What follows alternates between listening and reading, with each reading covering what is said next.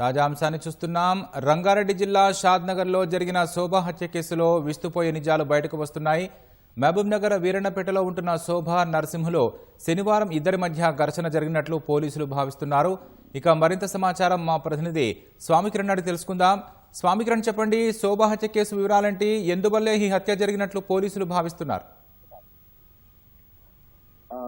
నిన్న షాద్నగర్ రంగారెడ్డిగూడలో జరిగినటువంటి ఈ శోభ అనే మహిళ హత్య విషయంలో కొంత కొత్త విషయాలు వెలుగులోకి వస్తున్నాయి. నిన్న రంగారెడ్డిగూడలో మనకి శోభ మృతదేహంతో పాటు ఆ చిన్నారిని కూడా అర్ధరాత్రి అక్కడనే వదిలేసి అక్కడ వెళ్ళిపోయారు. ఇది అనుమానాస్పదంగా హత్య కేసు కింద అక్కడ షాద్నగర్ సంబంధించినటువంటి పోలీసులు కేసు నమోదు చేయడం జరిగింది. అయితే ఈమెను మహబూబ్ నగర్ జిల్లా కేంద్రంలో వీరన్నపేటలో హత్య చేసినట్టుగా మనకు ప్రాథమికంగా వస్తున్నటువంటి సమాచారం. పోలీసులు దీన్ని అధికారికంగా ధృవీకరించాల్సి ఉంది. అయితే మనకు సమాచారం ఉన్నంత మేరకు ఈ శోభ అనే ఆమె గతంలో అంటే బ్యాక్గ్రౌండ్కి వెళ్తే మనం ఈ రంగారెడ్డి గూడకు చెందినటువంటి శోభ మహబూబ్ నగర్ జిల్లా కోయల్కొండకు సంబంధించినటువంటి ఒక వ్యక్తితో మ్యారేజ్ జరిగింది. ఆ తర్వాత వాళ్ళకి 7 ఏళ్ల కుమారుడు ఉన్నాడు. ఆ గొడవలతో భర్తతోటి ఆమె విడిపోయింది.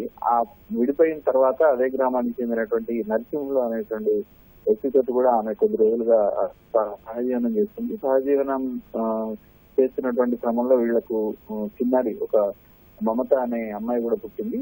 ఈ మమత అనే అమ్మాయితో కలిసి వీళ్ళు మహబూబ్ నగర్ లో కలిసి ఉంటున్నట్టుగా మనకు ఉన్నటువంటి సమాచారం ఉంది. అయితే ఈ శోభ నిన్న హత్యకు గురైంది, ఒకేసారిగా హత్యకు గురైంది. అయితే ఈ హత్య కేసు విషయంలో కొన్ని అంటే ముఖ్యమైనటువంటి విషయాలు మనకు దానికి సంబంధించినటువంటి CCTV దృశ్యాలు కూడా లోకల్ గ్రూపుల్లో కొంత వైరల్ గా మారడం జరిగింది. నర్సింగ్లు వీరన్నపేటలో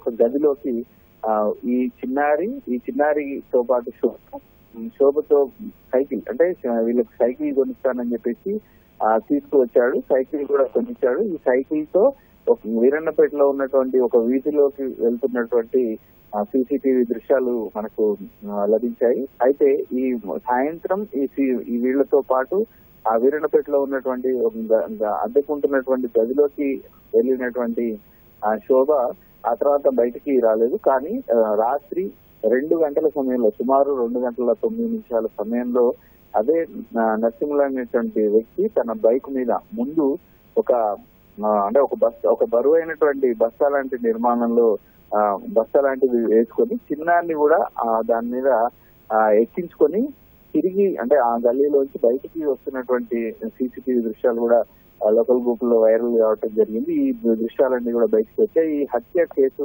బయటకు వచ్చినటువంటి నేపథ్యంలో ఈ శోభను ఈ నిందితుడు ఎవరైతే ఉన్నారో అతడు ఇక్కడే వీరన్నపేటలోనే హత్య చేసి షాద్నగర్ వరకు కూడా రంగారెడ్డి గూడ వరకు కూడా తీసుకొని వచ్చి మృతదేహాన్ని అక్కడనే పడేసి దాంతో పాటు అంటే ఆ మృతదేహంతో పాటు చిన్నారిని కూడా అక్కడే వదిలేసి మనకు వెళ్ళినట్టుగా తెలుస్తుంది. ఈ మొత్తం హత్యకు సంబంధించి చిన్నారిని మృతదేహంతో పాటు అక్కడనే వదిలేసినటువంటి నేపథ్యంలో తెల్లవారే వరకు గుర్తుపట్టే విధంగా చిన్నారి ఏడ్చింది. ఉదయం చుట్టుపక్కల ఉన్న వాళ్ళు ఆ అమ్మాయిని అంటే ఏడుస్తున్నటువంటి పిల్లల్ని గమనించి పోలీసులకు సమాచారం ఇవ్వడంతో ఈ హత్య కేసు అనేది వెలుగులోకి వచ్చింది. ఈ దర్యాప్తు ముమ్మరం చేసినటువంటి పోలీసులు నిందితులు ఎవరో కనుక్కునేటువంటి పనిలో పడ్డారు. అధికారికంగా అంటే ఈ హత్య ఎక్కడ జరిగింది, ఎక్కడ చంపేసి అక్కడ పడేశారు, లేకపోతే ఇక్కడే చంపేసి వదిలేశారు, ఎవరు చంపారు అనే విషయంలో పోలీసులు ప్రస్తుతం దర్యాప్తు కొనసాగిస్తున్నారు. ఈ నేపథ్యంలోనే బయటకు వచ్చినటువంటి ఈ CCTV ఫుటేజ్ దృశ్యాలు అనేవి కొంత కలకలం వేస్తున్నాయి. అయితే ఈ తీసుకెళ్ళింది శోభ ప్లస్ చిన్నారి, ఆ అమ్మాయి తీసుకెళ్ళింది అక్కడ ఏం జరిగింది, వాళ్ళిద్దరి మధ్యన ఏదైనా గొడవలు ఉన్నాయా, ఏ కారణం చేత ఏమైనా హత్య చేయాల్సిన అవసరం వచ్చింది అనేది కూడా ప్రస్తుతం పోలీసులు దర్యాప్తు చేస్తున్నట్టుగా మనకు తెలుస్తుంది. అయితే ఎవరైతే నిందితులు ఉన్నారో అతను పోలీసుల అదుపులో ఉన్నట్టుగా కూడా మనకు సమాచారం ఉంది. అయితే ఇదంతా పోలీసులు అధికారికంగా వెల్లడించాల్సిన అవసరం ఉంది. ఎందుకంటే ప్రస్తుతానికైతే దర్యాప్తు అనేది ముమ్మరంగా కొనసాగుతుంది. అంటే ఇక్కడ హత్య చేసి మృతదేహాన్ని బైక్ పై పెట్టుకొని సుమారు 50-60 కిలోమీటర్లు ఆ చిన్నారితో సహా మృతదేహాన్ని ప్రయాణించి అక్కడ పడేసినటువంటి పడేసినట్టుగా మనకు తెలుస్తుంది. ఈ వివరాలన్నీ కూడా పోలీసులు అధికారికంగా ఇంకా వెల్లడించాల్సింది. మొత్తంగా ఉమ్మడి మహబూబ్ నగర్ జిల్లాకు సంబంధించినటువంటి హత్య కేసు సంచలనం రేపుతుంది.